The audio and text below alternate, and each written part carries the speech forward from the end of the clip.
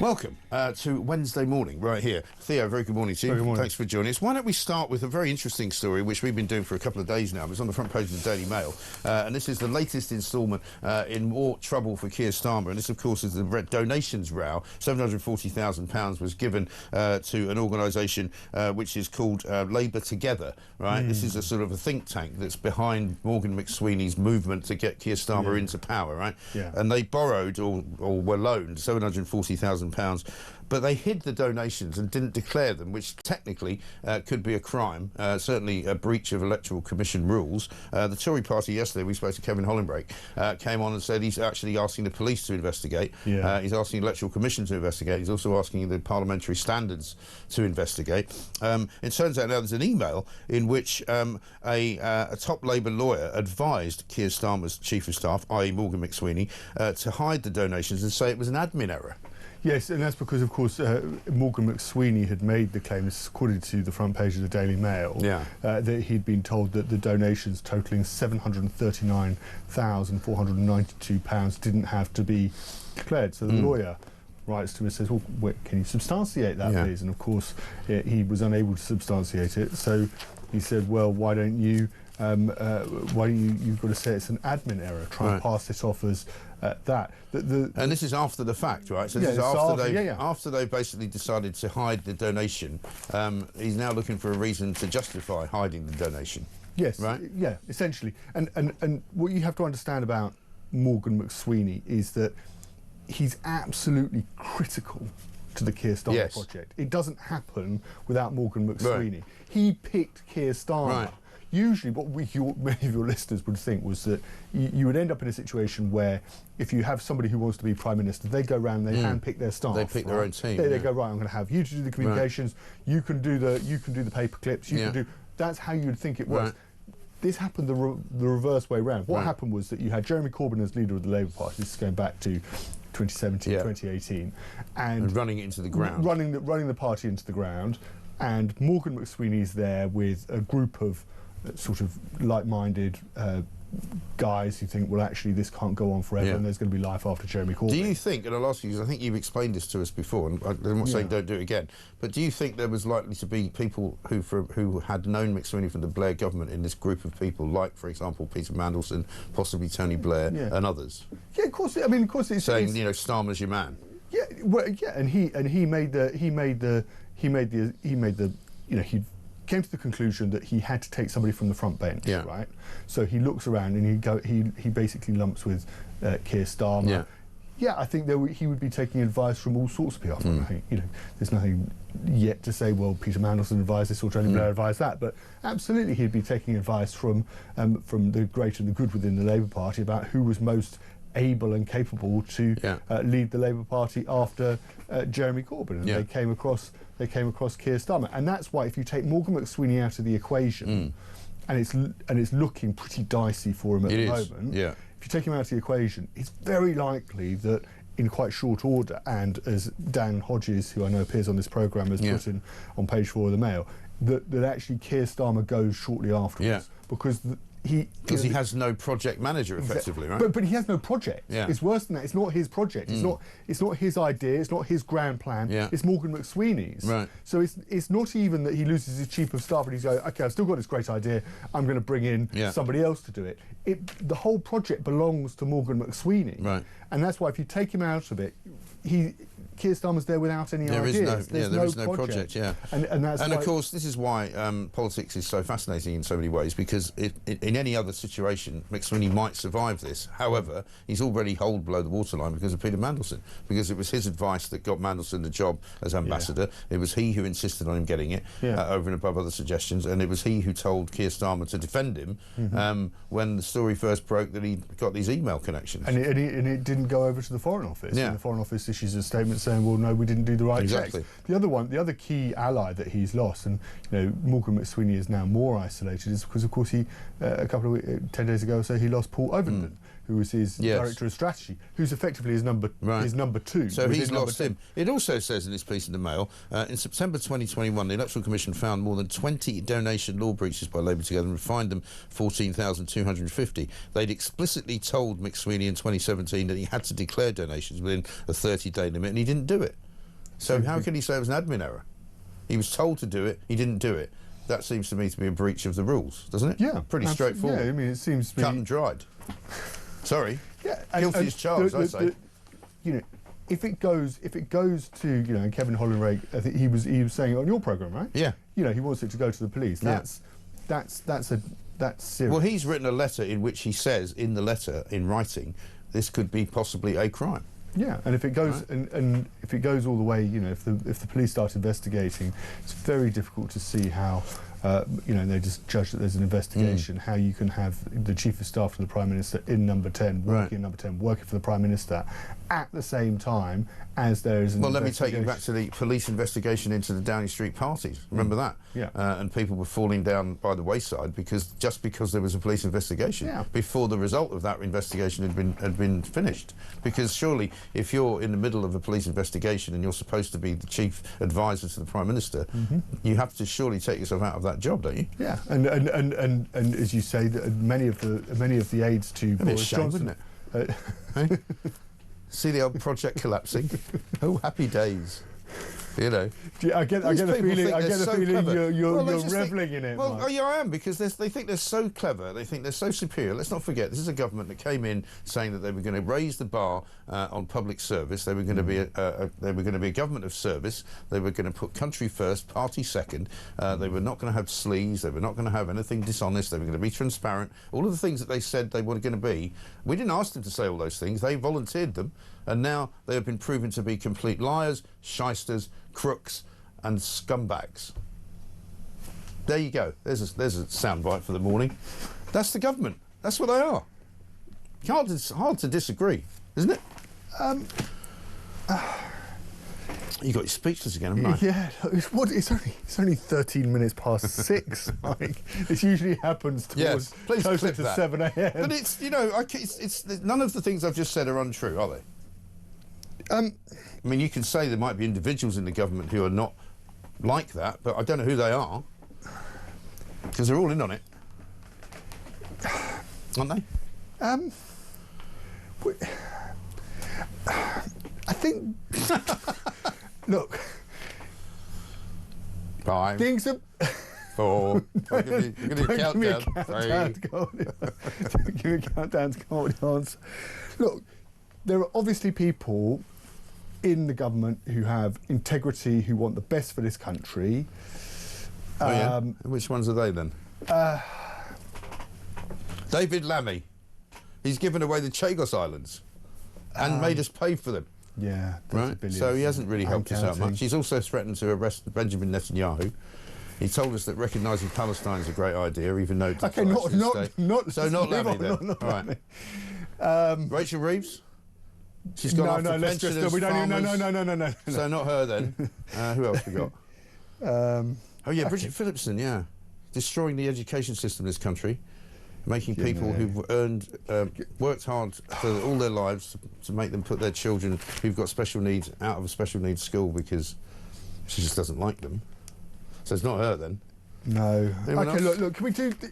Can we move on to Trump? Okay. Actually, you've just been at Lib Dem conference. No, I've just been at Lib Dem conference. Why don't we talk about that? Ed Davey, we'll give him some more time. Ed Davey's obsessed with Nigel Farage. This is his keynote speech. Have a look. Farage, Nigel Farage. Give Farage so much time and attention. Farage, Nigel Farage, Nigel Farage. Farage's Britain. Farage's Britain, Nigel, and Farage's Britain. Farage's Britain. The threat that reform now poses to our country and our democracy. Farage's Britain. Farage, Nigel Farage. He actually mentioned him 30 times, right? Yeah, Donald Trump. According to the Sun's story today, he warned of mass shootings. That's a pretty irresponsible thing to say. Apparently, Ed Davey warned of mass shootings in Britain if Nigel Farage gains power. That was below the water. That's really bad because it goes back. This is their whole The foundation was that back in 2015, Nigel Farage was running to be MP down in South Thanet, and he had a guy called Raheem Kassam who now works over in Washington. Yeah, he works over in Washington. He was one of Steve Bannon's guys, wasn't he? And he came in to run the campaign, and he had this big highfalutin idea that you could literally transport transplant American politics and British politics. And he came and he said, one of the things you need to do, Nigel, is to relax gun laws. Right. And of course, down in South Planet, like, come on. Yeah. It's in the North. Nobody cares. Kent coast, Right. and he failed. Ultimately, the Tories held onto the seat. He didn't become an MP. Right. And Farage, I actually spoke to him privately about it once. You know, he regretted. You know, it was a mistake. Yes. What they should have done, of course, was to identify what the similar issue was, and then make it about that, but not guns, because that doesn't play. It didn't work. And so, anyway, the Lib Dems have leapt on this, and they've said once upon a time, you know, Nigel Farage, back in when he was leader of a different political party, said he would relax gun laws. Yeah. And as a result of Nigel Farage once saying he would relax gun laws, that means, despite Nigel Farage saying that he has no plans to relax any gun laws whatsoever, that if he becomes Prime Minister, he'll relax gun laws. Right. And then if you relax gun laws, then you're going to end up with mass shootings in this country. It's just not... a bit of a leap, isn't it? It's a huge leap. And then, so we asked the spokesman, the Lib Dem spokesman, before the speech about it, and he said, well, you know, we need to hold Nigel Farage to account. There's holding Nigel Farage to account. Fine, hold every politician to account, right? But I don't, you know, the leader of your political party standing up at the front on the stage of conference and creating an image of children cowering under desks, doing drills in case of mass shooter events, like what has happened in America, I don't think is... It's not responsible, it's not responsible, and that strikes fear. You know, many parents will be thinking, well, hang on, is this going to happen? Well, Farage has said, to be fair to he's completely, you know, disowned that policy. He's not going to do it. But the Lib Dems have taken this, and this sticks in my craw actually quite a lot, because what they're accusing Nigel Farage and what they accuse Trump of, and they, you know, you can see the commentary around the whole thing, they're doing exactly the same thing, right? They're just hyping it up to say something that's ostensibly... They're just throwing mud at a wall and hoping that it sticks, right? Yeah. That's really what they're doing. And what they're also doing is they're trying to, you know, they're not just chucking any sort of mud, they're going for, very similar to what the Labour ministers were doing, Peter Carr was doing, when it comes to saying, you know, Nigel Farage would stick up for Jimmy Savile if he was alive today. Right.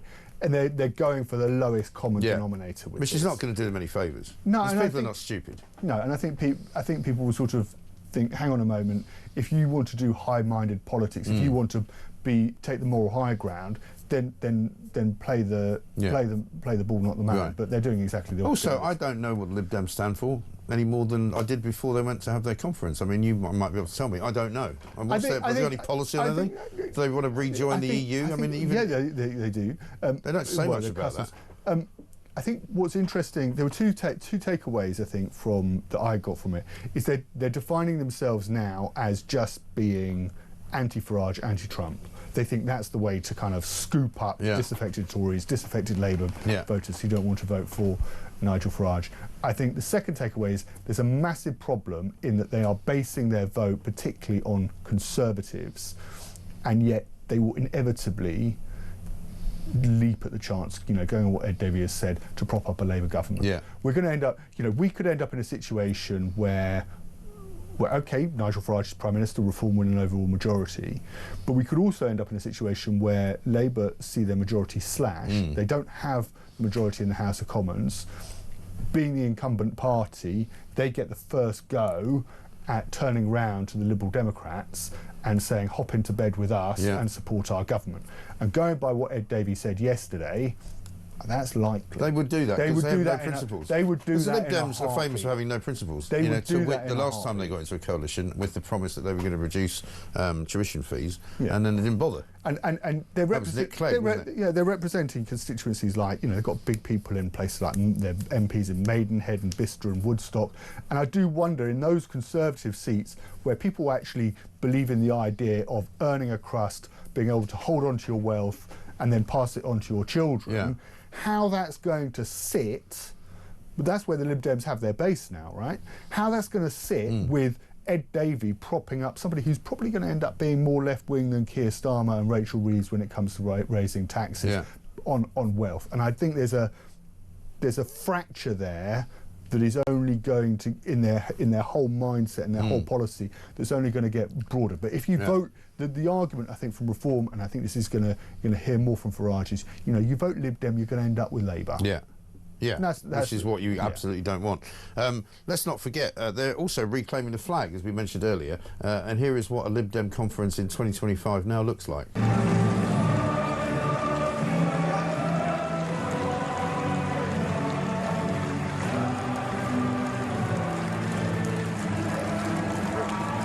What are they doing? They don't do that. They've never done that. No. Why are they waving Union Jacks like a bunch of morons? I think they're trying to, they're saying they're not nationalists, but they're patriotic. Oh yeah. And but but if everybody else does it though, they're nationalists, obviously. Yeah, I think that's the framing, right? Yeah. So they could wave the flag. That's okay because they're waving it in the right way. But if you see if Reform are doing it, somehow that's wrong. Yeah. It doesn't really wash, does it? It's not really much of a plan. And Reform are waving the flag. They're waving the flag because Reform were waving the flag. So if Reform weren't waving the flag at their conference, you didn't see the flag at their conference. I bet you could find footage of an old Lib Dem conference where they're all waving an EU flag, because that would have been more their style. I mean, that would at least be consistent. See, if you go back to 2017, and I was at the EU ambassador to Britain held a drinks reception at the Marriott Hotel at the Lib Dem conference. Yeah. So the ties are strong. Yeah, of course. Between the European Union and the Liberal Democrats. Of course they are. This from Mark in East Yorkshire. Good morning, Mike. I've just driven through the small hours from York to Newcastle Airport, from where I'm heading to another jihadi supporting state, Portugal. The journey summed this country up. Motorway in total darkness, service area unlit. I could hardly see to walk from the car park to the service building. Trump is right. The UK is a dark place. Keep banging the drum. It's a great show.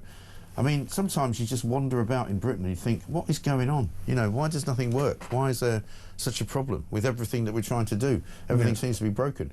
One story from yesterday that we did, of course, the Wetherspoons story, which was in the Surrey Quays Wetherspoons. People were being asked to queue behind one another in order to get a drink. Apparently, Tim Martin was listening, and they basically ditched the whole idea. David in New Cross says, Tim Martin must have heard you yesterday. Spoons have ditched the queuing system in Surrey Quays. But this isn't. I've been to I've been to a couple of pubs recently. It's not just Wetherspoons. No, I know. Lots of pubs do. Oh, I know. And you go in and you have like a line. I walk to the straight till. out again. I walk straight out again. I won't go to a pub like that. I always thought that part of the jeopardy of going to the pub was, having the competition of trying to get the barman or barmaid. Gen Zers don't like that. You have to you're at the bar, you've got your elbows out, you've got your cash there, and you're trying to get the attention to get your. And if you leave a tip, then you go back and you get. This started during COVID, of course, because that's when they used to have. But people. That's part of the game, isn't it? Going to the pub. Yeah, but see, you're too old now because young people apparently are too frightened to get into that kind of And then you can, then you get to kind of like, if you get in first, you get to kind of go, oh, got you there. Yeah. And then if you get really, right. Or you can have friends and you'll go, I'll get you one while I'm here, I'll get you one, you can do it like that, Anyway, so another victory for the home of common sense. 24 minutes past 6. Theo Usherwood and I back after this.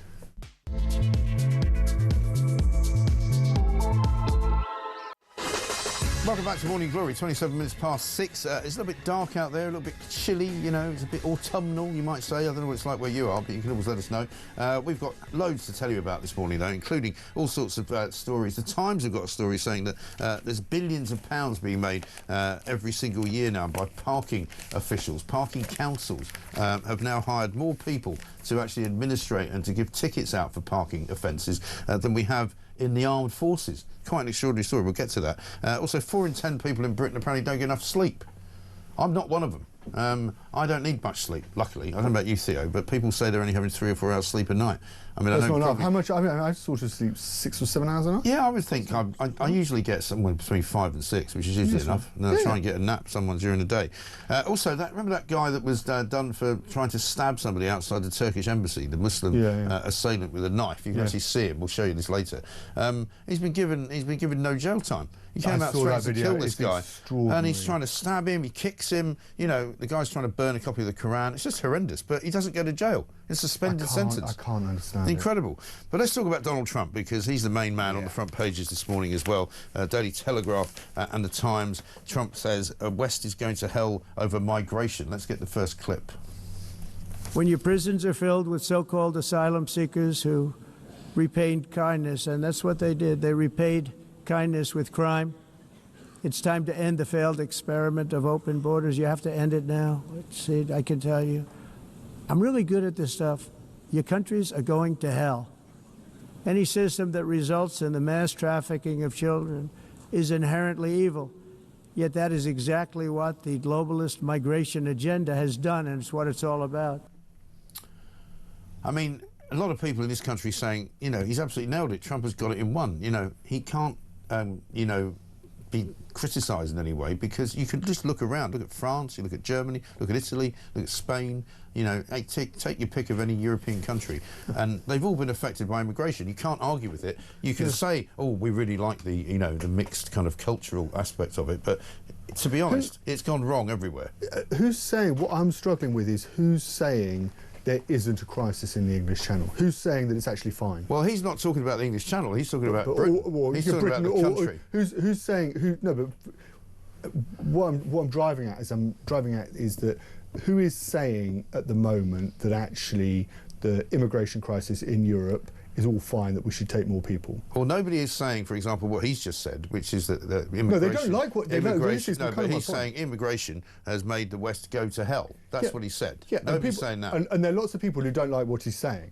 But what's really interesting about this is, what I think is, there's nobody who's saying the opposite. Right. Oh, there are. You'll find plenty of people. I mean, there are a few lawyers on the left. You'll find plenty of lefties and plenty of people in the Labour Party who still think that actual immigration is a good thing, and that multiculturalism is a good thing, and that bringing more people in to do more low-paid jobs. Ordinary people, because...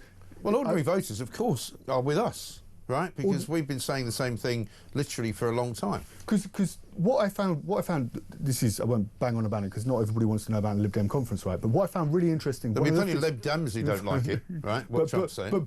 But even Ed Davey admitted yesterday there's a crisis in the English Channel. Right. He's not saying, let's welcome everybody in, because he knows it's the But they used to say that. The only reason they've changed their tune is because they've now seen how the move has happened, because people in this country are fed up. They're standing outside migrant hotels demonstrating, saying we want these people out of the country, right? And that's because they've had enough. They're sick to death of stories like this in The Sun, where millions and millions of pounds are being spent on ferrying migrants backwards and forwards to doctors. I'm not sure... Doctors who they can't see. I'm not sure... Look, I'm not sure many of the people who stand outside the migrant hotels are going to vote Liberal Democrat, right? But what I would say is that the people even who are... But they agree with Trump, though. But yeah, of course. But I would also say that I think there are millions of voters out there who are staying at home who are really upset about this particular issue. And so what I find interesting is that a party on the left of centre of British politics is now saying there's a crisis. Even John Healey, you know, there are ministers within the government, and I take your point completely about Labour backbenchers and voices within the Labour Party, and you can think going even further left to the Greens and Jeremy Corbyn. But, you know, the Labour government ministers, you know, John Healey, the Defence Secretary, said there is a our borders are out of control. But he's not saying, but that's an obvious statement, though. That's a safe statement. What he's not saying is multiculturalism has ruined Britain, and that mass immigration has ruined Britain. Because they're not saying that. They haven't quite made that leap. But don't forget, when the Tories were in power and they were saying there's a problem, the Labour government, the Labour opposition, tried to prevent them from deporting people to Rwanda. Yeah, right. And because they thought it was inhuman. Yeah, and but you make my next point for me. The question is, how do you then deal with it, right? And Donald Trump has dealt with it. How many? There was zero. Zero, right? He's dealt with the problem. Yeah. So people want to criticise him, but they're saying there's a crisis, and the issue at the moment is that we're set to pass. Probably we're going to get very close to 50,000 for the year. I saw somebody saying, well, actually, we're now at the point. But he's going further than that. He's not just saying there's a crisis. He's saying that immigration has ruined the West. That's what he's saying. Yeah. Right. And nobody in this country, even Nigel Farage, is not saying that. But he's saying something similar. But let's have another look at what Trump said about the United Nations, because somebody was possibly sabotaging his trip there. Have a look. Yeah. I ended 7 wars, dealt with the leaders of each and every one of these countries, and never even received a phone call from the United Nations offering to help in finalizing the deal. All I got from the United Nations was an escalator that on the way up stopped right in the middle. If the First Lady wasn't in great shape, she would have fallen. But she's in great shape. We're both in good shape. We both stood. And then a teleprompter that didn't work. These are the 2 things I got from the United Nations, a bad escalator and a bad teleprompter. Thank you. I mean, the FBI are actually investigating whether there was sabotage. There probably was. This is the kind of thing that the pathetic people that work at the UN would probably think was funny. You know, let's just stop the escalator as soon as he gets on it. Let's just make sure he doesn't have a teleprompter. But the United Nations is diametrically opposed now to the Trump administration, where, you know, it is the United Nations hasn't dealt with the conflict in the Middle East. It's taken one particular side. Yeah. You know, and I think there's a sort of is it fit for purpose anymore? It hasn't been fit for purpose since about 1989. It wasn't fit for purpose during the Bosnian War. No, it wasn't. They had blue-helmeted United Nations troops from Ukraine running prostitution and drug gangs in Sarajevo. Under the auspices of the United Nations? That's what they did. It was a blocker to the British and American invasion of Iraq. We had to go round the houses with that for months. I'm not quite. I almost feel sorry for Donald Trump, because it's like he's gone there. It's a hostile environment for him. Right? Yeah, it is. Totally. He wants to get stuff done, and you know you've got these. Did you see the video? Him getting on, literally, it stops as soon as he steps onto the escalator. That's what I'm saying. And he could have fallen. He's not a young man. Have a look at what he said when he found out the teleprompter was broken. I don't mind making the speech without a teleprompter, because the teleprompter is not working. I feel very happy to be up here with you, nevertheless, and that way you speak more from the heart. I can only say that whoever's operating this teleprompter is in big trouble. One of the more amusing, and I was saying to Christian actually earlier, one of the things that we all hated when I used to live in New York in the 80s was that whenever there was a big deal going on at the UN, particularly if the president was coming, and they close off the whole of the east side of New York, where I always lived. And one of the things that happened, this is very funny, this is Emmanuel Macron trying to get to the UN building, and he's on foot, right? And he can't get there because they've closed all the roads off. Check this out. Who's this? How many people? No, I have 10 people with me. I go to the French embassy. No. I'm sorry, President, I'm really sorry. It's just that everything's in frozen right now. There's a motorcade coming right. That's why. Oh, sorry. If you don't see it, let me cross. I negotiate with you. No, it's not that. How are you? Guess what? I'm waiting in the street because everything is frozen for you. But I would love if we can. Yeah, I know. I will follow. But you know, after I would love if we can have a short discussion with Qatar and the situation in Gaza, because we were. And he's asking Trump if he can help him get through the cordon, and basically Trump says, no, you just wait.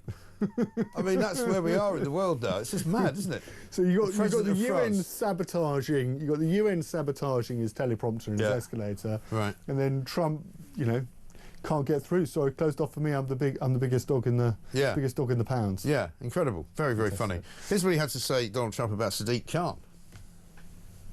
And I have to say, I look at London, where you have a terrible mayor, terrible mayor, and it's been so changed. Now they want to go to Sharia law, but you're in a different country. You can't do that. Both the immigration and their suicidal energy ideas will be the death of Western Europe if something is not done immediately.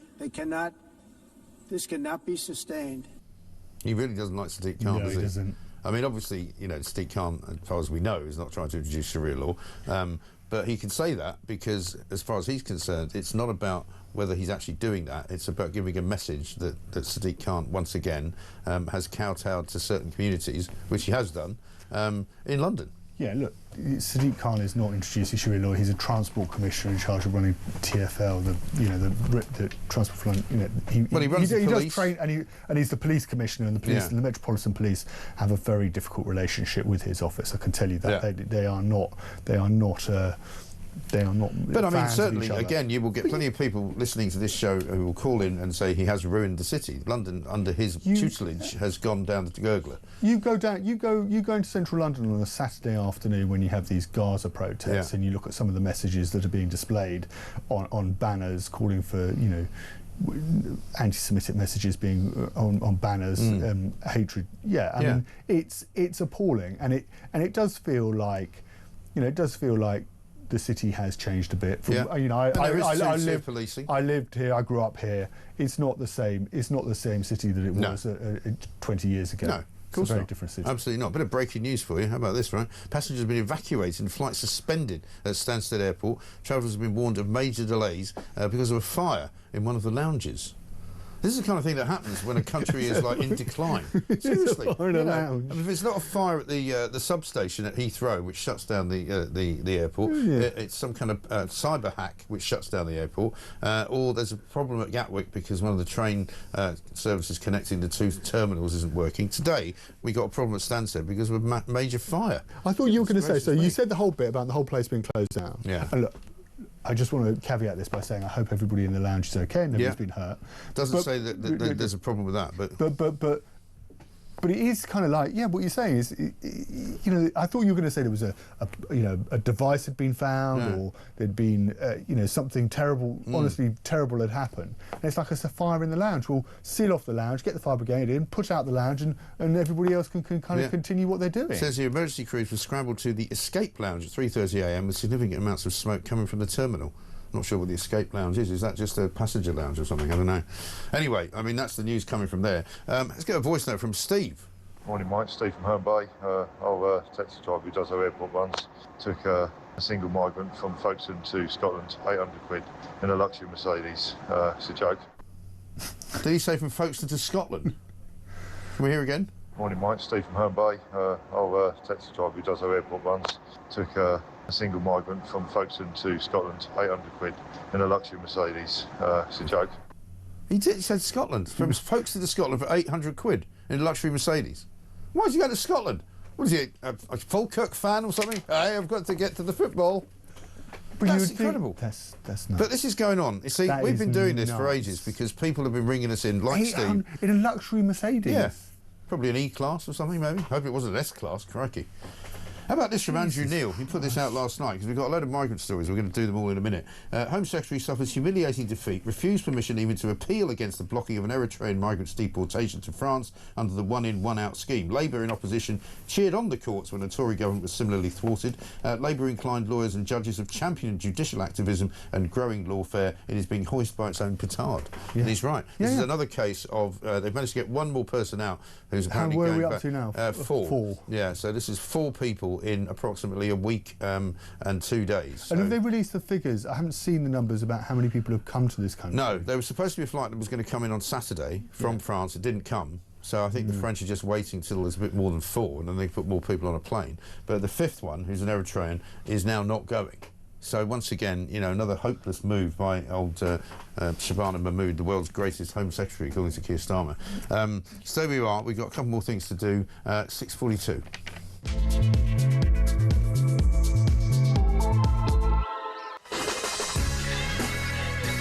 Welcome back to Morning Glory, coming up to 6:45. Theo Usherwood's here with us. Morning, Mike and Theo. Oh, my God, that is hilarious, Mike. Starmer needs help. Let's get the Don to tell him to have a word with himself. Donald Trump was brilliant yesterday. I could listen to him all day annihilating the United Nations. That's Jill from Berkshire. Here's one from Bob in Chiswick. Mike, are the Liberals insane? Their constant attacks on Farage and Trump are dangerous. Charlie Kirk's memorial was only on Sunday, but there's no let-up. Ed Davey's one-hour tirade was hate speech broadcast live on the BBC. Not a single real policy, just hate.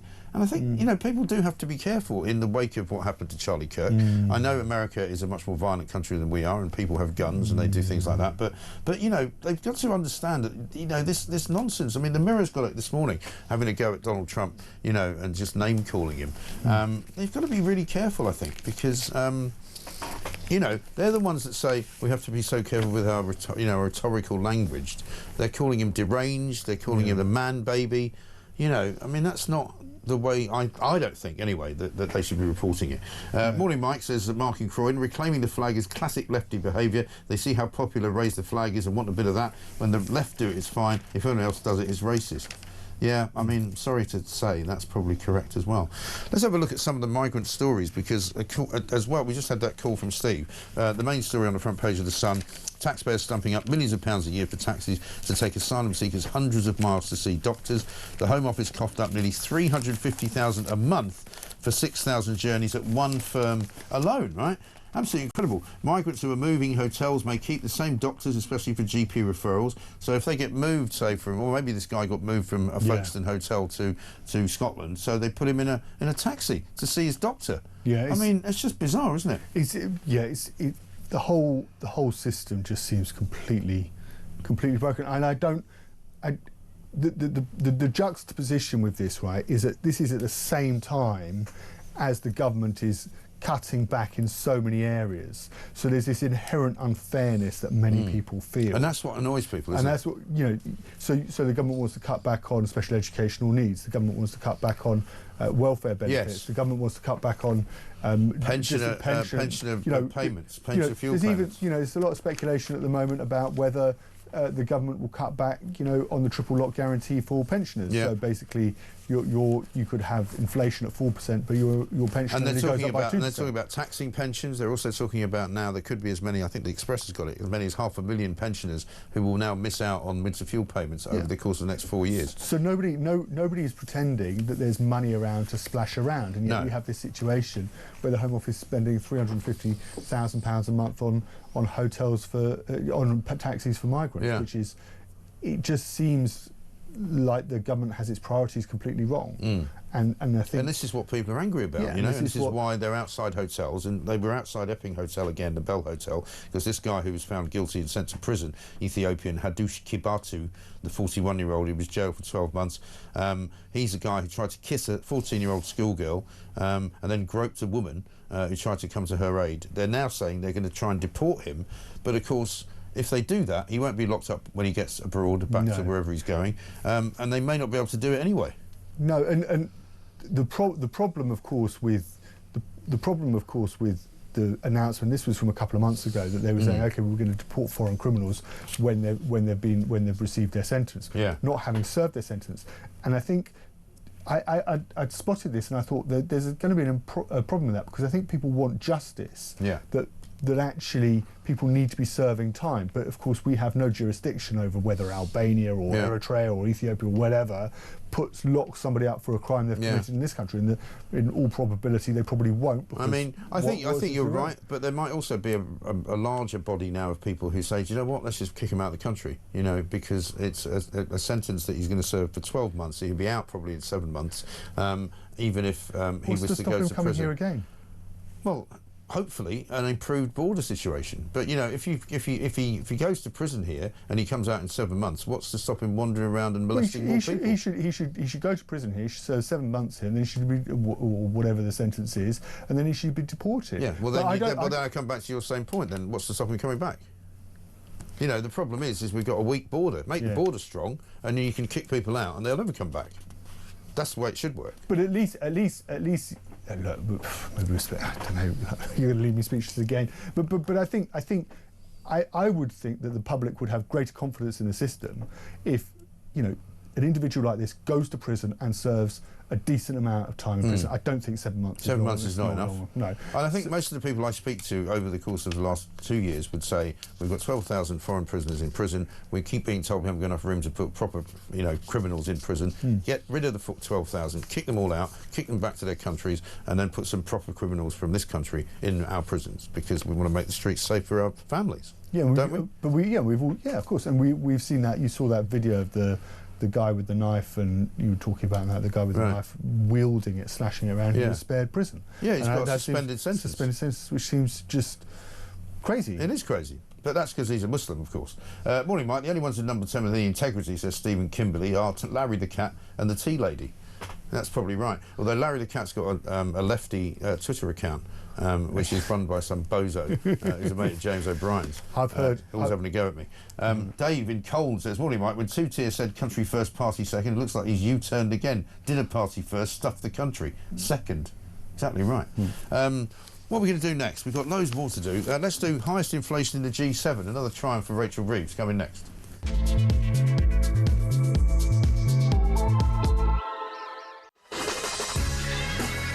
Welcome back to Morning Glory. I'm Mike Graham. It's coming up to very nearly 5 minutes to 7. Theo Usherwood is here. We're going to talk about how the UK is set for the highest inflation rate in the G7 in a second. But how about this? There's a new tweet we want to show you. And this is from Keir Starmer.